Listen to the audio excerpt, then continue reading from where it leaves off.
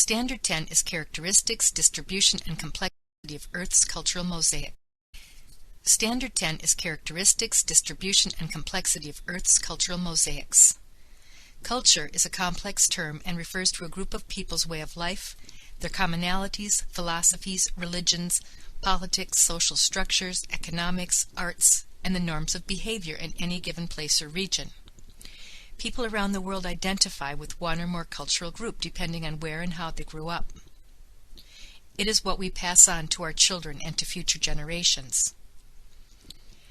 Think of 3 to 5 culture groups or subcultures in the United States. How do you identify yourself culturally?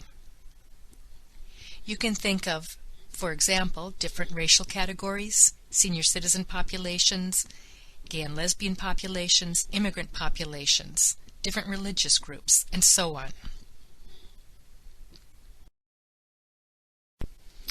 How do we express our culture or our cultures? In this slide, we see 4 images. In the upper left corner, we see a plate of food that has an ethnic flair with rice and spices and coconut. Food and cuisine is a way in which many people acknowledge their cultural heritage. The picture of the book cover in the lower left corner, called Caring for Patients from Different Cultures, illustrates the importance of members of the healthcare profession in the U.S. to understand the needs of the patients they serve. Tribal dress, such as we see in the picture in the upper right-hand corner, is also a significant manner of cultural expression. Finally, the photo in the bottom right corner shows a woman in worship, an important culture trait.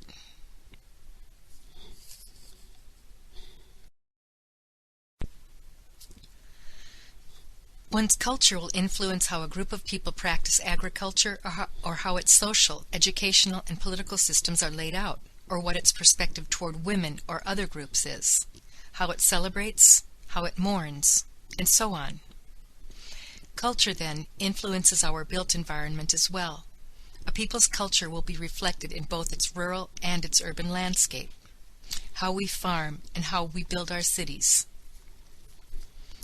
When those diverse and distinct landscapes are next to each other or overlap with one another, they form a mosaic, or a salad, or a melting pot, or a complicated puzzle.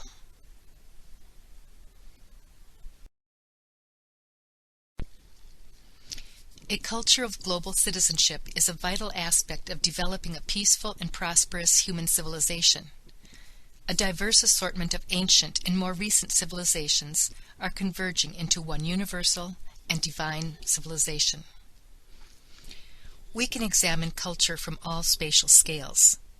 That is, we can look at a global culture, the human race, and its characteristics. Then, geographers divide the world into regions based on both the physical and the cultural features that unify them. We move to scales such as nations and countries and examine the characteristics that unify and identify the people that dwell in those places. And then we can look at and examine even smaller units or subcultures of a given place. So in this country we are Americans, and then perhaps African Americans or Hispanic Americans or senior citizens, and so on. With human migration, technologies like transportation and communication, and increased human interaction, we often say that the world is becoming smaller. It is unlikely that we will live our lives surrounded by people who are exactly like us in all ways. Therefore, it is important that geography teachers and students understand and appreciate cultural diversities.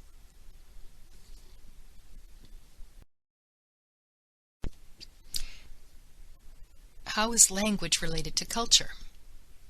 To know a language, especially a second or third language, is to know another world culturally.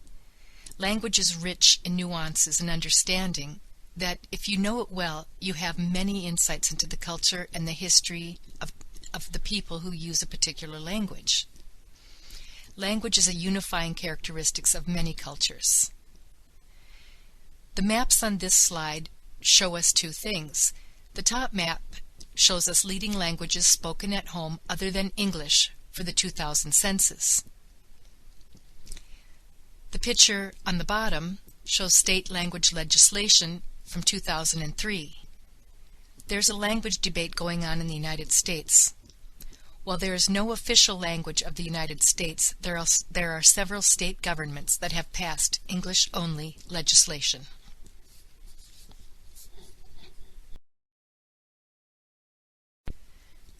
Culture and institutions, politics, religion, beliefs, and family. Institutions shape the ways in which people organize the world around them. For example, sets of laws, educational systems, political arrangements, and the structure of a family shape a culture region.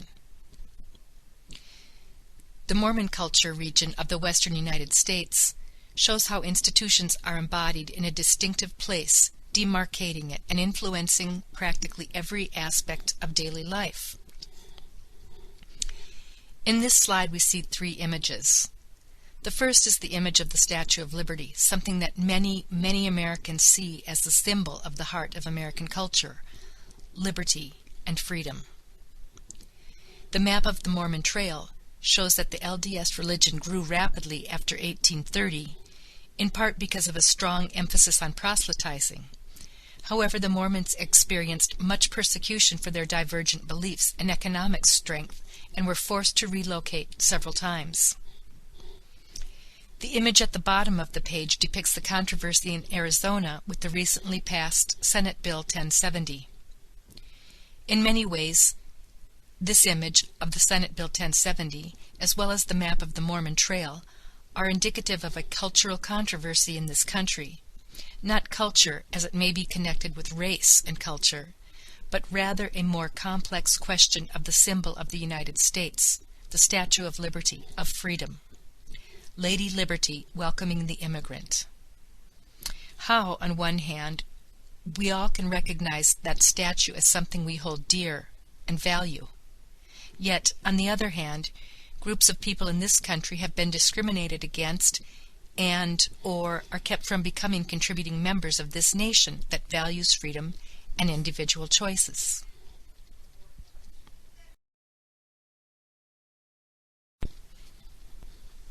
Culture and technology. What's the connection? There are four images on this slide. The image in the upper left-hand corner shows the ancient Hohokam Indians of Arizona. The Hohokam were the first Western Hemisphere tribe to use irrigation, and it greatly transformed agriculture in desert environments. The picture in the upper right-hand corner is the cotton gin, which greatly facilitated the production of cotton in the South. The picture in the lower left-hand corner is none other than Bill Gates and the Macintosh computer, a truly American technological innovation. The picture in the right-hand corner is the picture of the Tesla Roadster, a new, very efficient, fuel-efficient car, also made in America. Technology includes the tools and skills a group of people use to satisfy its needs and wants. Levels of technology range from the simplest tool used by hunters and gatherers to the most complex machines and information systems used in modern industrial societies. Technologies can be usefully understood as either the tools themselves or the skilled ways in which a society uses tools. Another example of American culture is the Amish of South Central Pennsylvania. The Amish have created a distinctive landscape that is simultaneously an expression of technology, institutions, beliefs, and language. Whatever characteristic of culture is considered, it is clear that the mosaics of Earth's cultural landscapes are not static. Culture changes as a result of a variety of human processes, migration and the spread or diffusion of new cultural traits, language, music, and technology, and so on. The processes of culture change accelerate with improvements in transportation and communication. Each culture in the world has borrowed attributes from other cultures, whether knowingly or not, willingly or not. Students should be exposed to a rich appreciation of the nature of culture so they can understand the ways in which people choose to live in different regions of the world. Such an understanding will enable them to appreciate the role culture plays in the spatial organization of modern society and in this country. Rivalry and tension between cultures contributes to much of the world's conflict. As members of a multicultural world, students must understand the diverse spatial expressions of culture. In this slide, we see several images that have questions of culture surrounding them. In the upper left corner, we see a group of religious leaders. The photo is from a newspaper article about the mosque scheduled to be built in New York City near the site of the 9/11 attacks. The author of the article writes, "The word tolerance comes from the Latin tolerare, to bear. In our dictionaries, we define it as, among other things, the freedom from bigotry or prejudice. Its meanings are almost as numerous as the people who express them, as recent entries in the visitor comment book at the Simon Wiesenthal Center Museum of Tolerance in Los Angeles suggest. It means to respect other races even if you hate them," says one commentator, signed only as G. Acceptance.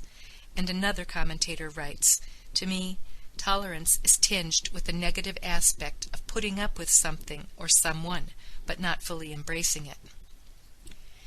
As rancor swirls around the issues of whether a mosque and Islamic Cultural Center should be built 2 blocks from the New York site where the destroyed Twin Towers stood, Americans are being forced to examine just how tolerant they are, or are not. End quote. In the lower left corner, we see 2 Louisiana musicians playing Cajun music, one of this country's most unique and distinctive cultures.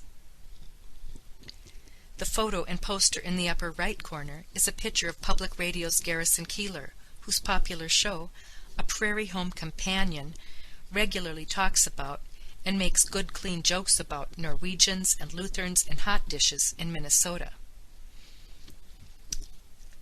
And yeah, sure, you betcha, not too many people in Minnesota will argue that Garrison Keillor's cultural portrayal of rural Minnesotans is inaccurate. And this author is from Wisconsin, and I feel right at home listening to A Prairie Home Companion. And finally, the clip art picture of Uncle Sam with an apple pie shows 2 more very cultural symbols most Americans will identify with. How do you identify American culture? Interestingly, if there are 100 people responding to that question, there will likely be 100 different answers. Many, of course, with some of the same themes. Culture, then, is dynamic. It changes with time, and it changes from outside forces as well as inside forces. How has American culture, however we define it, changed over the past several decades? This lecture was written by Beth Larson, School of Geographical Sciences and Urban Planning at ASU.